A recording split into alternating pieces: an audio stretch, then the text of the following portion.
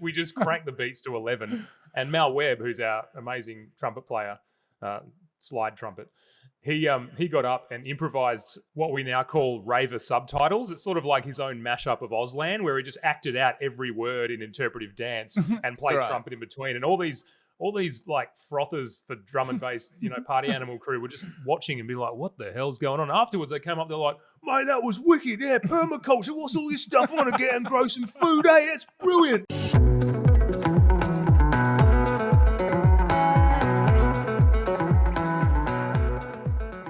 This is Radio Woodfordia, but you know that's how you found it. I'm your host, Harley Breen. Today's guest was very exciting to me. I had to try and hold myself back. It's Charlie Mgee from Formidable Vegetable, sick name for a band. He's an activist, permaculturalist. And as an interviewer, I would like to stay sort of impartial and ask the questions so that the listener can hear the information. I'm just being honest, I was nerding out. I just wanted to stop the recording, teleport through the computer to Denmark in WA where he was, have beers and talk all night about all the things. I was really into it. You'll hear the energy, I think. And he's a wonderful guy, full of energy, and burdens himself with the commitment of getting the message out about the things that he's passionate about the way that we can change the earth, community, and be involved, and how integral festivals like the Woodford Folk Festival are to getting those messages across. I know you enjoy it. I loved it. Here it is. Still just want to talk about Dalesford. I did love it there. Another fly just went in there. I just had a fly before, Charlie. Oh, good protein. That's exactly what I said. And I was like, I'm talking to a permaculture guy. He's going to be right into this. Oh, mate, flies, slaters, like you name it. Yeah. We got sick of the snails eating the garden, so we just made escargot, and it was great. Highly recommend. Have you really eaten snails out of the garden? Yeah. My partner purged them with flour for like a week, and then they kind of became pets. So you sort of get a bit of an emotional attachment to them, and you've got to like chuck them in boiling water and kill them. But they're like little salami bites. Yeah, that's not normal. But I'm here for it. I would do it. If you're here for normal, I'm sorry, you're going to have to find someone else. Yeah, we don't do normal here. Whatever normal is, normal people are actually the ones you really want to keep an eye on because what's happening. I've been doing a poll at each gig asking if anyone identifies as neurotypical, and 1 or 2 hands go up every time, or none usually. Yeah. So my polling is proving to be. I reckon if you do a poll, though, on how many people have purged their snails and eaten them, there might not be as many people. Well, it's a spectrum, you can go like super That's right. weird. And yeah. But you've arrived from this is very much a part of your core foundation years as a off-grid permaculturalist, and then arrived at live entertainment. I'm at a moment in my life, Charlie, where I want to do the opposite. I'm in live entertainment and I would like to go off-grid and, get back to real simple things. Do you know what you're in for? I do. I think I do, but I think it's like parenting as well, though. You only know when you know. So you can just read dive all into you the want. deep end and next minute you're eating snails. Yeah. Yeah, well, because it's funny how often I bring up my brother, and I actually said to the producers before we came on, I'm like, well, he's going to be brought up a lot because my brother is a regen farmer in the Southern Downs district of Queensland, and right. I was like, well, so I have some concept of it. Like I go to the farm to see. In fact, he'll be at this year's festival doing a talk on regen farming. So I have the idea from the outside looking in. But I don't think I have the idea of how broken your body is to try and keep yourself.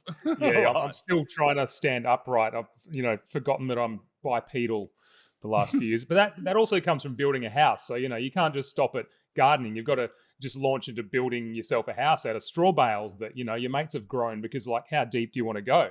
So, that deep. Yeah, I'm jealous. I want it. Yeah, I absolutely want it all. And the thing is too, and I'm sure not only I think you'll agree with this, but you're living it. Everything costs something. You're gonna have to pay with something. So a lot of people, the majority of the world, they pay with money. I would like to live a life like you seem to have had as a core for your whole life. You pay with the labor, time. It's Yeah, well, look, nothing's free. And actually, the myth of being off grid is, I'd say, well, a myth. Like there is no such thing as being self sufficient because you're going to have to rely on someone at some point. I mean, otherwise, like, it's just crazy to try and do everything yourself. And all these people are like, yeah, I'm going to be self sufficient, going to grow all my own food. It's like, well, good luck growing 2 acres of wheat for your bread. Or, I mean, even like 20 Yes. kilos of potatoes. It's like, you're much better off connecting in with the community and finding other people to help out and going on the woofing things and just getting as much help as possible. Like this place we built, not by ourselves, but with like 40 people in a workshop. It was like a party. We just had straw everywhere and people were up there ramming straw into formwork. And it was just a great time. And a couple of weeks later, it was like, shit, we've got a building.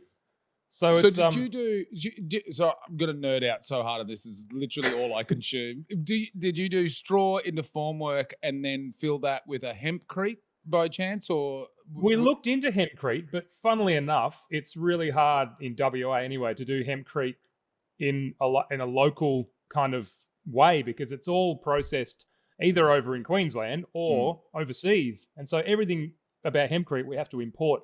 It's getting better. They're doing more of it. But it worked out. We did like budget hempcrete. We did like the poor person's hempcrete, which is just compressed straw with clay instead of lime. And that's the other thing. The hempcrete uses some kind of imported lime from France, and it's all. Oh, you can't even get the lime locally.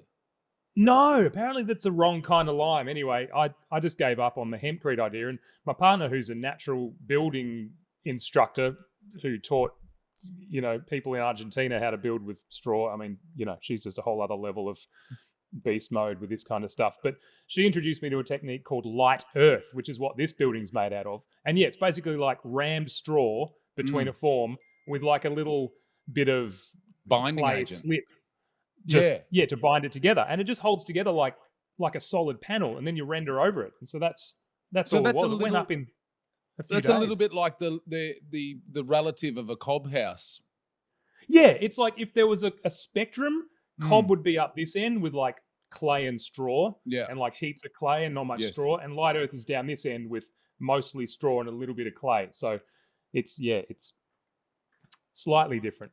I'm super envious. And you're in Denmark in WA, and I was on the phone yesterday to a man in Denmark in WA who sells yurts. No way. You might even know him, I reckon. Sells yurts? Yeah. I think that's our next door neighbour. That's amazing. Is his name Ryan? They've been building yurts and selling them for years. His name's Ryan? Oh, no, there's another guy selling yurts. Far out. This town's bigger than I thought. In Denmark. That's amazing. What a mecca. It's like a town of 5,000 people. There are 7 intentional communities, and like it's ridiculous. It's the highest concentration. I think it's like something like Castlemaine in Victoria, where there's like the highest population of unemployed PhD holders in a tiny town. There's something going on here that's a little bit off. What an accolade. What an accolade. Yeah. But it seems like that's an easy thing for you. Well, it's not easy in terms of your labor and the energy you put in, but in terms of mindset, this was part of who you were because of the way you grew up. That's correct. I actually promised myself I would never build a house after watching my dad slog it out for 30 years and still is. The house I grew up in isn't finished. I grew up in a shed sort of half the size of this little building I'm in. And then, he went on to try and build a house, and it just took my entire life. By the time I moved out of home, my room was the only part of the house that was finished, and the rest of the house didn't have a floor. And then I watched as 20 years later, my brother grew up, and then finally sort of he had a finished house. I was like, wow, I just don't need to do that with my life. But after COVID, we moved back here, and I was like, oh, I really like WA. I kind of miss it. Oh, it'd be nice to live here. And this block of land came up. Brenna just happened to have some savings, and we got the land. It was like, oh, okay, we've got land. Now what do we do? It's like, oh, let's put a tiny house on it. That'll be easy, right? Just get a tiny, plop it on. But that fell through, and then next minute we just found ourselves building a house. I was like, oh, great. This thing that I promised myself I wouldn't do, we're in the deep end. So, but we didn't do the whole self-sufficient build DIY thing. We tried to like get as much expert input as possible. So we actually hired tradies, which was an ordeal in itself. But, we got people who knew what they were doing to do carpentry and roofing and plumbing and electricity, and then just did the easy bits, the straw we learn, stuffing. right? Each Well, generation that's the thing. After you progresses build and a house, then you know get how to build a better. house. So the Yes. trap is that you might have to do it again. Yeah. Well, I just want to get back to playing music. Your dad took 30 to 40 years and you just got 30 to 40 people. Exactly. Yeah. Orders of Smart magnitude move. easier. Yeah. So how do you go from, being in that kind of an environment as an upbringing to permaculture, sustainable living, and then go, I'm going to play music about it and come up with, I think, one of the best band names, Formidable Vegetable. How's the transition happen? And is it just as simple as you can't hold that information in and you wanted to get that out into the world? Yeah, it was kind of the reverse for me, because I sort of rejected gardening and building, obviously, and all the things that my dad did, just because they were boring dad things. I'm sort of second generation hippie, so I was kind of like, well, I got to rebel against something. So, I'm not going to do all that stuff that you do, even though I secretly thought it was cool. And, we had a composting dunny, which when you're a teenager is the most uncool thing you could possibly imagine. So I went to the city and studied a media degree and was getting into radio and film. And then, started a band and was just being a traveling musician, having a great time, playing in pubs and touring around, being like, yeah, this is great. But after a while, I just started kind of looking around at the world and getting a bit more awareness and being like, oh, wow, is there any more that I can do for the betterment of society or, the world in general? I'm playing rock in bands and people are dancing and falling over and having a good time, but then, probably forgot what they did last night. And so I actually kind of got to a point where I was like, well, I got to find some more meaning in life. I don't know. It was around my Saturn return. And so I went out and decided to study permaculture, which I'd sort of remembered from my childhood, of this thing that my dad did that sounded a bit interesting, but wasn't interested as a kid. And so I actually dropped music and I was like, nah, music's not going to change the world. I better go learn how to do something practical. I'm, late 20s, need to grow up and do something useful with my life. And through that, actually learnt that permaculture was more than just growing gardens and food. I thought it was just all about composting, but it turned out that it was this big kind of holistic way of seeing the world and thinking in systems and actually connecting with old frameworks of knowledge and ancient cultures and indigenous cultures, which I actually grew up in indigenous communities when I was really little, so that really resonated a lot. I was like, oh wow, there's actually crossover, like there is ways to look after the planet and actually be a good human when you're white. Yeah. So it was really cool, because a lot of it I realized I'd actually grown up around, because Dad was built this off-grid house and grew a lot of our food and just lived a low impact existence, partially out of a desire to raise us kids in an ethical way, but also partly because he was poor. But it's great because they can go together. So I just was inspired to start writing songs based on this stuff that I was studying, which was really unexpected and weird, because I got launched straight back into a music career, which I just sort of left thinking that it wasn't going to make a difference in the world. And yeah, so that's how it happened. We got our first gig at an electronic music festival in Cairns, because another band I was in, there was a stuff up with the timing and they didn't rock up on the day we were playing. And I literally came up with the band name Formidable Vegetable as we were getting on stage. So wow. Don't ask where that came from. I feel like, Charlie, everything that you try and leave just draws you back in. So if you've got, another idea that you don't want to do, be real careful, because the world's going to drag you back into it. Oh, look, I almost feel like I don't have any control at this point. I'm just like, yeah, all right, what do you got for me next? Okay, I'll do that. Yep. And how do you, on a practical level too, as we've already mentioned, it's a big job. It's a huge amount of labor and body energy doing what you've done, building the house like you've built it. There's much easier ways to build houses. They're not going to last as long and they're pretty bad for the environment, but you can get them up real quick. There's much easier ways to get food. And then you're also, as a touring artist, and I understand that world intrinsically, those two things, it's been the big sort of roadblock for me. How do you put those two together? Yeah, well, it's tricky because when you're on the road, as you know, there's way too many meat pies and sausage rolls to be tempted by, and it's hard to get to cook a meal or something when you're literally going from one place to another.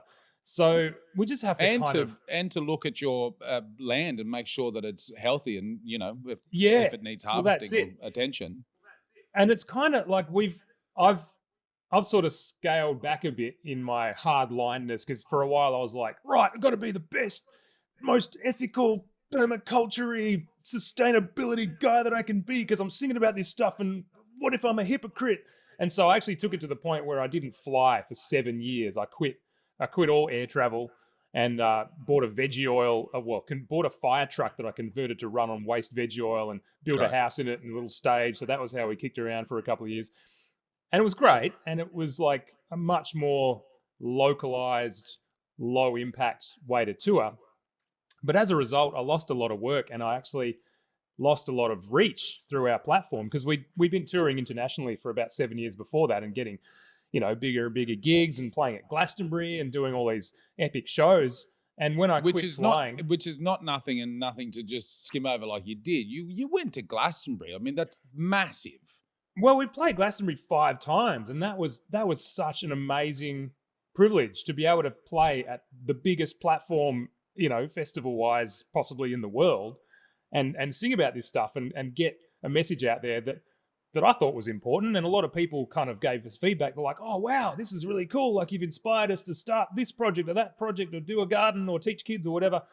And so I got to a point where I realized, like, oh, actually, weighing up the pros and cons, like, is me not getting on a plane once a year to go do a tour really making as much of a difference as inspiring potentially thousands of people to go and actually do this really important work?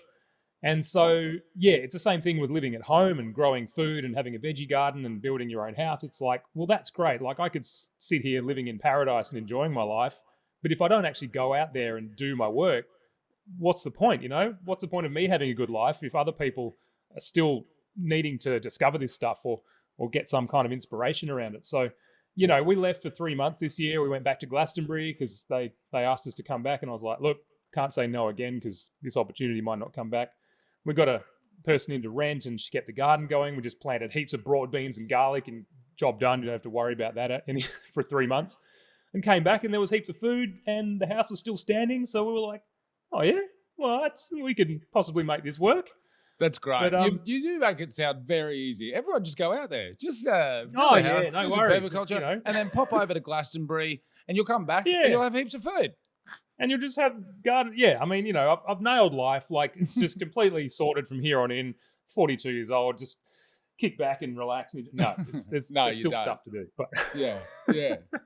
But yeah, like there's so much passion, and I love it. I think that's a common argument from the naysayers about people like you, the activists that get these messages out there. It's like, oh yeah, you got one of those iPhones? Oh yeah, what did you about your fly guitar there? strings?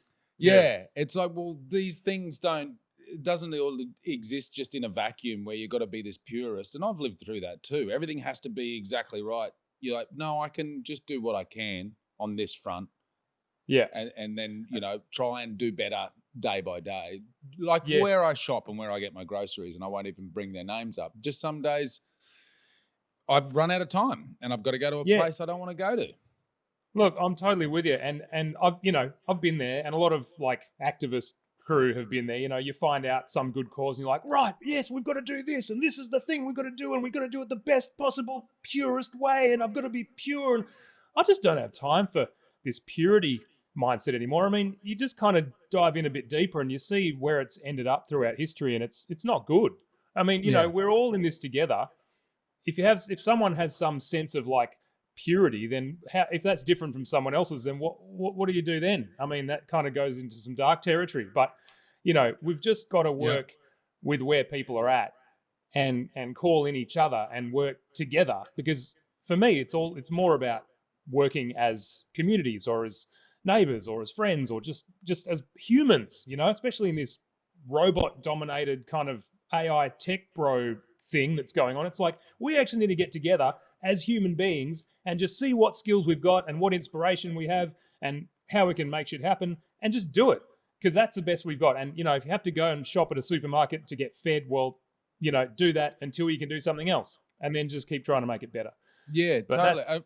And it's funny too, sometimes people that are aligned with you will be more judgmental because they're like, yeah, but you didn't do it that way. My brother's gone through that because he's in that world, the permaculture world, the regen world, and he'll have other farmers in that world go, oh, no, and lecture him, you shouldn't have done that. Yet he'll have old school multi-generational farmers that are on his property, and he uses the traditional owners of his land on Githable country to do the cold burns.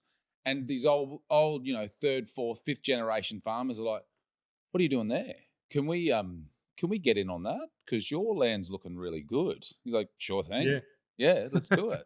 Come on over. Yeah, absolutely. That's the thing. I think when you leave the lines of communication open and you're not like, oh, I'm too good to associate with those people, you know, you actually get a lot more done. And that's why we've really tried to keep everything as accessible and kind of a bit, you know, a bit simpler than maybe like the deep nerd permaculture sort of regen kind of stuff that some people go and do. I mean, that's great. Love a good nerd out. But like making it as open and accessible and inclusive as possible is a big part of the work, you know? And just like if you're going to exclude people, it's like, well, how are we going to get this happening, you know, more through more parts of the world?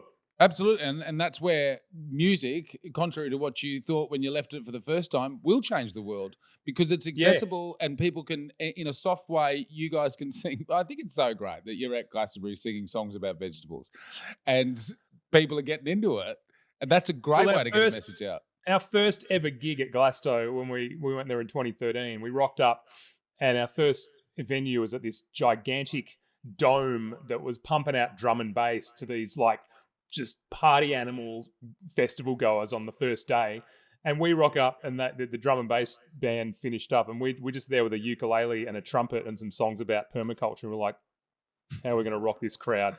So we just cranked the beats to 11.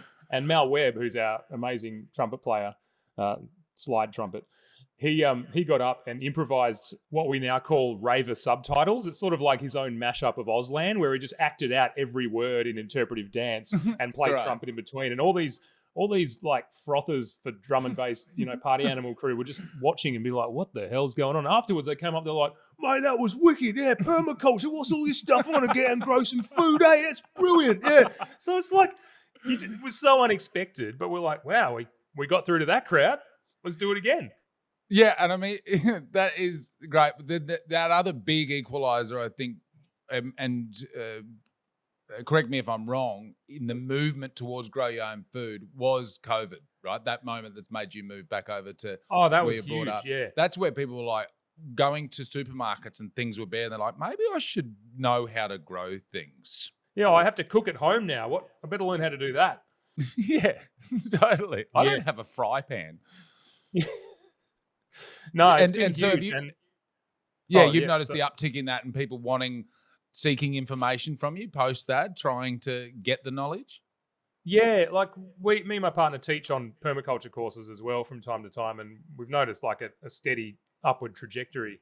And just people wanting to get some skills around how to actually live locally, you know, without a global supply chain necessarily covering 100% of their needs, you know, and I think there's a lot more awareness now because we've seen so many interruptions in that supply chain. And even now with like, you know, the international geopolitical shenanigans, it's like that's going to keep happening. And the more we can kind of learn from each other about localizing just the bits that, you know, we really need. And, you know, if you have to get the rest from wherever, you know, far away, then great, as long as you can. And then when you haven't got that anymore, you've got your bases covered. So there really is like a bit of an uptick in people's wanting to learn that stuff.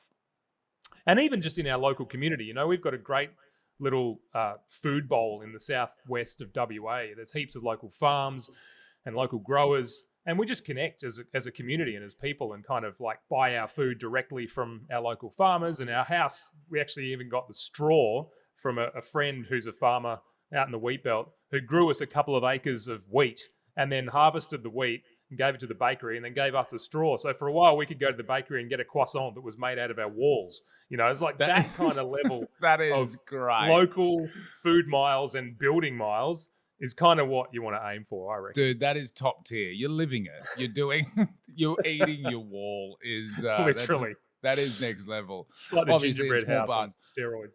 Yeah. And like obviously agree that you absolutely shouldn't feel guilt or not get on planes, get out there and get that message out there. But that other point of eat locally is achievable right now. We could all do it. You should not consume anything within 200 Ks of your house would be achievable. If possible. I mean, and if not, then find the local farmers or growers or people who are working on something more resilient and see what you can do there. It might be hard to find food, especially if you're in a city. I mean, cities are usually pretty close to regional places as well, but it's all contextual. That's the thing. Yeah. When I was doing my permaculture course, my teacher said, there's no dogma in permaculture. And that was her very dogmatic way of saying it. But people will kind of tell you that, oh, that's not permaculture. Oh, you got to have a swale or you got to have a herb spiral. It's like, nah, it depends on your context. And some people don't have land and don't have, even a house necessarily, that like they're just renting or whatever. And they do social permaculture, which is all about working with people together and creating things and communities in cities that can help with, sort of mutual aid, helping each other out, helping with housing, helping with food. And it might be dumpster diving collectives or something. It all depends. So, yeah, I really kind of try to resist the like giving answers. Like people are like, what do I do? It's like, well, where do you live? What's your life like? How many hours in the day do you have? Do you work full time? Because that's where you got to start, where people are at.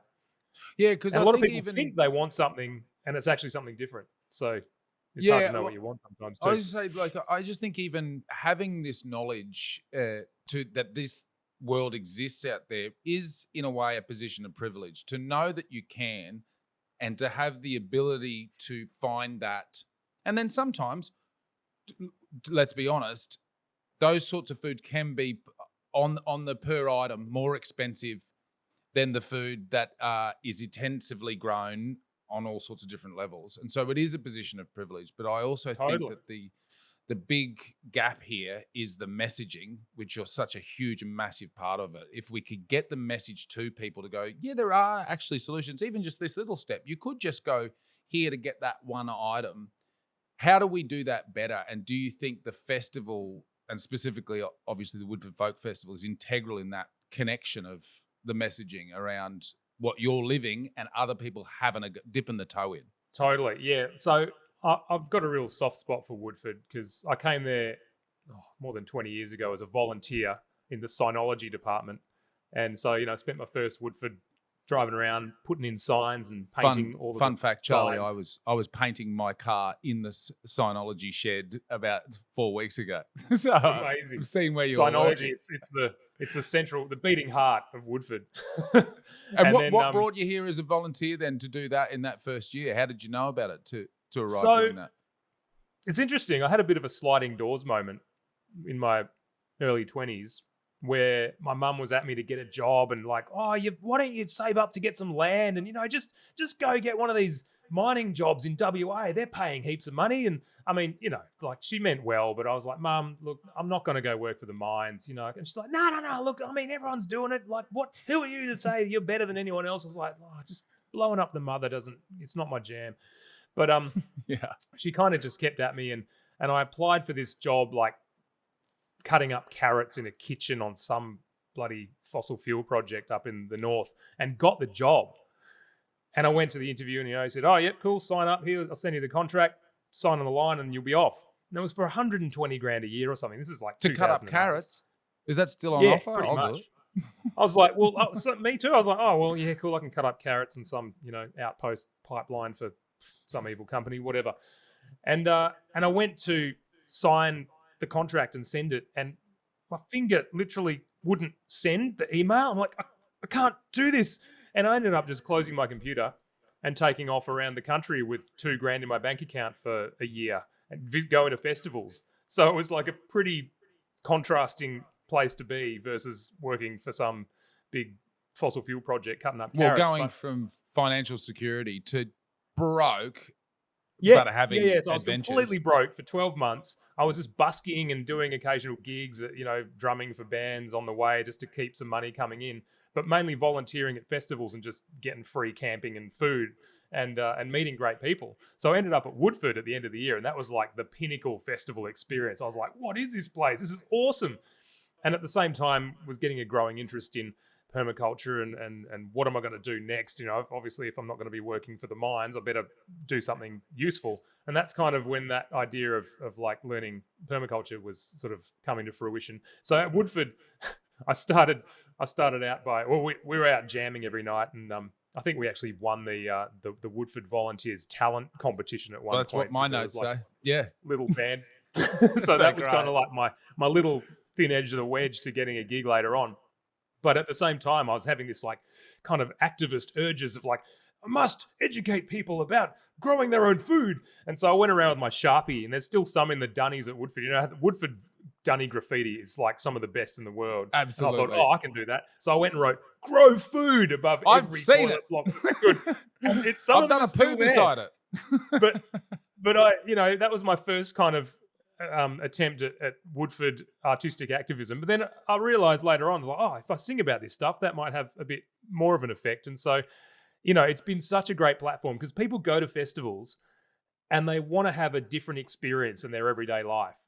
So they'll go to the Woodford and it's just this magical wonderland of art and drama and theatre and circus and just sparkly goodness and happy people everywhere. And then they'll come and see a band like us who, we're not didactic. We're not there to be like, you should do this and everyone, you suck and you should be more like me. We make it fun and we make it, entertaining and just mainly just put dance beats on and sing about growing vegetables, like, pretty base level stuff. But when you're in that space of having fun and happiness, you're more likely to receive different, kind of ideas or change your perspective a little bit. And that's why, comedy's the same. I mean, you've probably experienced this where you're more likely to get something through if you make people laugh than if you're there telling them what to do and, being all political at them. Yeah. What was the band, Charlie, that you won the band comp with? Oh, the Woodford talent comp. It was just me and a bunch of other volunteers. One of whom was Jamie Bretman from the Trash Test Dummies. So he's now a high-end circus performer. He was a Formidable Veg DJ for a while as well when we went overseas. But yeah, he was there doing like this sort of send-up of a strip show with a hula hoop that he couldn't quite fit through. And me and a bunch of other guys sung an a cappella version of Backstreet Boys. Everybody. It was great. It was like a barbershop Backstreet Boys quartet with him doing a strip show. So perfect. Yeah, it was just weird enough to work. And we got our prize was a gig at the Pineapple Lounge, which at the time was just starting out. So it was kind of a little venue. And we're like, oh, yeah, that's a bit of fun. And then later on, Pineapple Lounge become an institution. And we got a gig there with Formidable Veg. So it was nice to have that little in. Yeah, I was fortunate enough to be at Woodford during that for that transition, that big growth of pineapple, which is now where the chai tent used to be. Yeah. And I don't know if you've heard the chai tent's coming back this year. Everyone's very way. excited. Awesome. Yes, it is. I love the chai tent. Yeah. And then to watch the pineapple grow up from that and become what it is. And that you've come through as a volunteer, like such a part of the DNA of the place, to come through as a volunteer, get into do that volunteers talent show night. You're in permaculture. Now you're in a band that's singing about it. And also you're a part of the build here, which is a big sort of rite of passage to become a proper iron-on Woodfordian. When was that? That was 2008. 2008. So 08 and 2010, I came back and did the build again. And actually, that was where the seed of Formidable Vegetable started, because we went to a talk at the Greenhouse, which it was called then. It's now the Arbor. Mm-hmm. And we were watching talks from Northey Street about permaculture and just frothing out, like getting our nerd on, writing notes and, just taking it all in. And my friend Katrina, who I was hanging out with at the time, turned to me and said, hey, we should make like a fun permaculture musical or something, like to get this out there in a more entertaining way. And I was like, oh, that's an interesting idea. And she just kept pushing that over the next few months, because we went and started our permaculture course soon after that. And we got this assignment in the class to present a permaculture principle. And Katrina said, "Oh, you should write a song on your ukulele. Just sing a song about permaculture." And I was like, nah, that's too daggy. Like, who'd want to listen to that? She's like, "No, I'm cooking dinner tonight, and you're not getting your dinner until you've written a verse and a chorus." So she basically bribed me into it. And that was where the band started. But it was all from that permaculture talk at Woodford, where the seed of the idea was planted. And then, a year later, we had a gig at the greenhouse as an environmental talk with a ukulele and a band. That's really amazing. And like you say too, these are the environments where those sorts. Why I think it's so important, certainly for myself personally, to be in these creative melting pots where you're open and more receptive to it, and all of these things can happen. And this festival happens once a year, but there are so many opportunities to have smaller versions of that, like your journey to come over here, doing these little things along the way, so that we create that opportunity for creativity and change to happen. Yeah, well, I think festival culture, I think it is evolving, but it needs to evolve, because it's, it's one of the areas of the music industry or the entertainment industry that still is a bit like fringy, and I mean, depending on which festival, but like de-industrialized, because there's so much that goes on at a festival. It's just kind of feral. No matter how much infrastructure you've got or how much organization you've got, once it starts, it's just a feral melting pot of like whoever's there and whatever they're doing. And I think you can take that self-organizing human kind of biodiversity of ideas and backgrounds and creativity, and kind of just create little pockets of that throughout the year. Like keep that slow burn happening, and then have the big celebration at the end with something like Woodford. Because I mean, it's as you know, it's hard now. It's harder now than ever to get a gig or a tour that even breaks even, and just that industrial model is just failing. But people still need art, and they still need music, and they still need entertainment. They still need to get together and have a laugh and just be, out of their everyday lives. And so, young people are coming together and creating these underground events, and house concerts are a big thing, and even these sort of off-grid festivals of like a few hundred people are really starting to take off. Over here, we've got this one beautiful festival called Activate, which is a tree planting party that sort of like started as a bunch of people doing re-veg work, and then they're like, "Well, hang on, we got 20,000 trees. We need a crowd of people to help us plant them. Let's get a DJ and get a few more people on board." And they've turned it into this festival that I call a participati, because everyone's there to do something. Sort of like the Woodford planting. They come together and you're there to plant trees, but you have a great time at the same time. And you're in this container of this, of people who all are trying to do something positive together. And I think art and music and that regenerative culture just needs to come together more, and just sort of move around the country or whatever, until you get opportunities like Woodford to come together and just have a massive hoo-ha. But yeah, it's really exciting on one level, watching the old system kind of collapse and being like, "Oh, well, there goes that paradigm," and then the new one kind of come out of this grassroots, localized, just desire to create stuff together. I think that's where it's at. And it's nice. Woodford's got the happy medium of the two. It's sort of like a great little bridge into whatever's coming, frozen with, thoughtfulness. I think what I've learned today, Charlie, and there's been a lot of things, but what I have learned is that musicians, permaculturists, and comedians are not good at tech. We can't. I don't know if anyone is good at tech in this current day and age, Harley, but I would agree with that sentiment. I think, Charlie, there's something in my blood. I truly believe this, that when I'm near things, it just doesn't work. Just like lights switch off as you enter the room and stuff like that. Yeah, totally. I don't think that's a bad place. It's a superpower.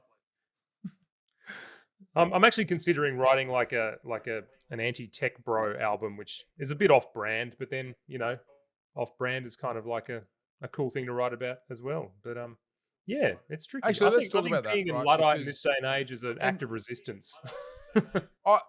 Man, I agree. But we talked about that you tried to not fly, and you did it, and you did a good stint on it. So I feel like that's a tick for you. Success, you did it. You've changed around and gone, no, I do need to get the message out there. Well, let's move on to the tech side of things, to the social media side of things, to some really unethical companies in terms of what they take from us as the content creators and what they make out of it. But we can't do what we do without them.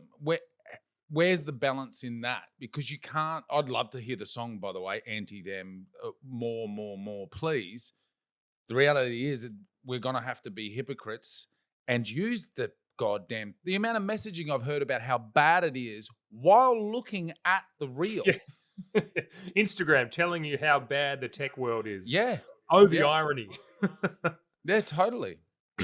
Yeah, look. Where's the balance in that? Do you feel like you're striking it? Because I'm not. Every day I feel like I'm losing the battle with it. Yeah, it's a bit sort of David and Goliath if you want to get all biblical about it. I think it's just something you just got to keep chipping away at. And the thing that I love about permaculture and that I loved from the beginning was it was like a tangible thing that I could do every day in some form or other to just basically almost get instant effects. It's like, all right, well, I can go and, get food out of a bin that's been thrown out by a supermarket instead of buying it. That feels good. Tick. And at the same time, you're up against these giant systems. Like, I'm not going to take down the supermarket overnight, but I can tell people about the alternatives and slowly chip away. And I think it's getting more like, a little bit Shawshank Redemption, like the chipping away is kind of leading somewhere. And pretty soon, things might start happening a bit quicker. I mean, one example is our latest single that I put out while we're on tour. Obviously, no studio or any capability to record properly. I just recorded in a hotel room in Slovakia when I heard that the Spotify CEO, Daniel Ek, had invested over $100 billion or $1 billion, whatever, a huge amount of money in either AI, one of those numbers. No one person tech. should have. Just an eye-watering amount on killer drone technology development. And I was like, wait a minute, this is the guy who's been ripping off artists for years. Spotify pays 0.0003 of a cent per play versus other platforms that, actually give the artist, 90% of what their work is worth. Just to, take a little bit to run. But Spotify's been taking the piss for so long, right? And then it comes out that this guy's actually gone and taken that money and invested it in killing people with AI. And I was like, this is just insult to injury.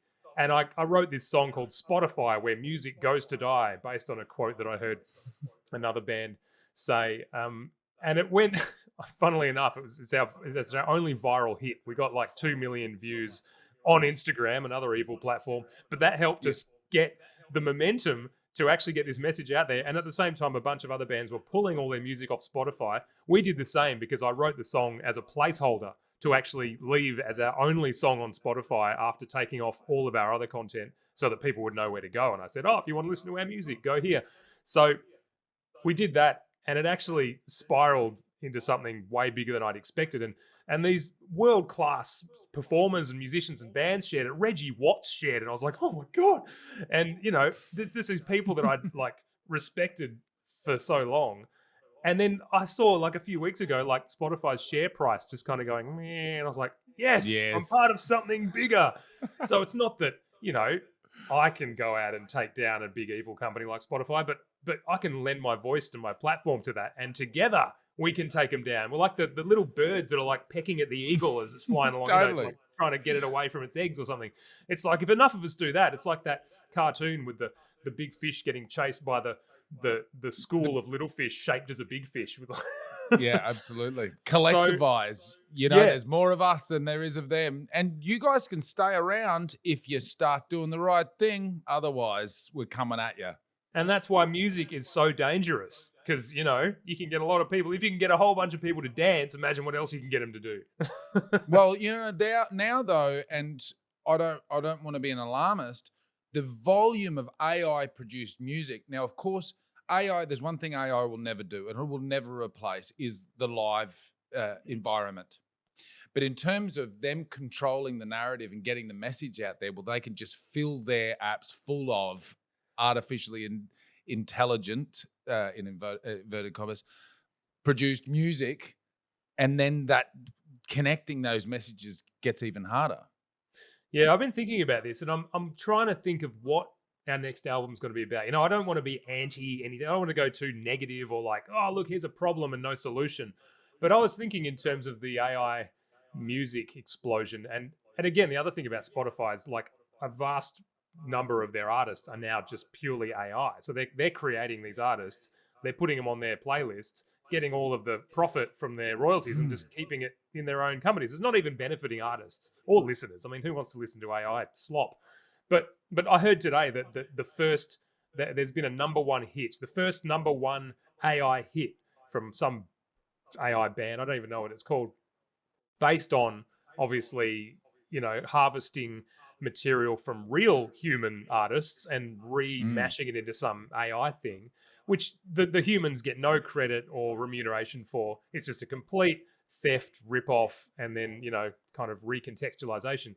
I was like, right, well, okay, what can a human do in this context? I was like, well, how about I rip off AI bands? I'll go and listen to these number one AI hits, and I'll do covers, and I'll release them as a human and not credit them. And then, like, whatever. I mean, I don't even know how copyright works with that side of things, but I'll save any royalties in a pot over here. And if they want to sue me, I'll be like, all right, here you go, but whatever. Wouldn't that be funny that an AI company sues you for copyright I know. infringement? Like, wouldn't it be a great story? I thought, I'm just going to troll the AI music out there and see if that works. So I don't know. Maybe that's at least something fun to do. But but you're Charlie, right. Like, you can't replace the in-person, like, pheromones and interaction and just beautiful X factor that you get from like a little intimate house concert or even like a heaving festival crowd. Like, you can't, as far as I know, replicate that with big tech without sucking entire waterways dry and, sending all the CEOs off to Mars. But yeah, that's the one hope that I hold out as well, Harley. And I'd be happy to see them leave. And those live environments, everyone agrees you can't replace them. And my fear is that they sever the lines of communication. And I wanted to ask you, how you're full of energy. You pump me up. I've got so many things I want to talk to you about. I'm going home to build a house. I don't even own the land. I don't care. do it. Where do you keep this positive energy coming from? Because I just, in my little tiny world, and I'm with the most ethical bank, so my money never grows. I'm with the most ethical super, so I've got nothing, right? Because they won't invest in the things that actually make money based on human misery. And I sit there in my darker days. I'm like, God damn my bleeding heart. And what even difference am I making? And I, suffer from increasing nihilism. How do you keep that energy to want to do this? Look, that's a and big get those question, messages out. and I'm not immune from nihilism and the whole millennial existential crisis and beyond that we're in. But I always go back to the amazing work of Joanna Macy, who was the deep ecologist who passed away this year. Did what she called the work that reconnects, and that is based around something that she called active hope. She's like, hope isn't a thing unless you're doing something. You can't just sit around and be like, oh, I hope the world will get better. Oh, I better cry some more. It's like, what are you doing? What are you going to do? The tiniest thing, go and put a seed in a pot and stick it on your front porch. Like, anything that you can take action towards the world you want to see, even if it's divesting from some company, like vote with your dollar. Don't spend money on Amazon buying some plastic crap that you don't need. Go to a local hardware store and maybe buy something slightly better that's at least supporting your local people. So it's like, I guess, hanging on to that thought that no matter what happens in the world, like, I'm alive, I'm privileged, I'm able, I've got agency to a point. Like, what can I do with that? Yeah. And it's literally just that: do what you can with what you have where you are. Because what else can you do? I mean, sometimes people get lucky and they get a huge amount of influence and they change the world. But to me, it's not about changing the world. It's about, I guess, changing whatever I can change in myself to keep that level of buoyant sort of outlook that I can hopefully inspire others to have. And, it's not like that 100% of the time. You know, as a performer, Of course. you know, you got to kind of like, all right, strap yourself up and go in and like deliver. But in the off days, it's like you just fall apart like everyone else. You know, it's just a part of the human experience, and you can't not. You know, like we've got to actually look at that shit as well and sort of compost it. I see performing and writing and creativity is like a kind of composting where you get all the ingredients and the crap and the smelly stuff in the world and you break it down into some beautiful creative thing, and people can kind of, you know, eat that or consume it and grow something beautiful. So like a song is sort of like a flower coming out of a compost heap Of a turd. for me. And that's the metaphor I'm using, and I'm going to stick with it. No, I understand it very much. I was once in a bad relationship, and a friend asked me, "Why are you still in it?" And I went, "Well, it's good for comedy." So You got to harvest what you got. it's pretty toxic. I've thoroughly enjoyed it, mate. Are you coming to the festival this year, 25, 26? No, we're not going to be there this year. That We sucks. played last year and at the worst. planting, so I think, you know, we're Yeah. having a timeout. But hopefully we'll be back All right, next well, year. I'm- Fingers crossed. I'm going to get in my car and drive over to Denmark, pick up my yurt, and stop Yeah, by come your on place. over. Look, come and stay in our little tiny and write some new material, whatever. We built this honestly, place for artists. Yeah, I mean, if there's events over there in the West, I would love to get over there and just to be around your energy, mate. You're infectious. Thanks for what you do. Oh, we'll sort you out. Good on you, mate.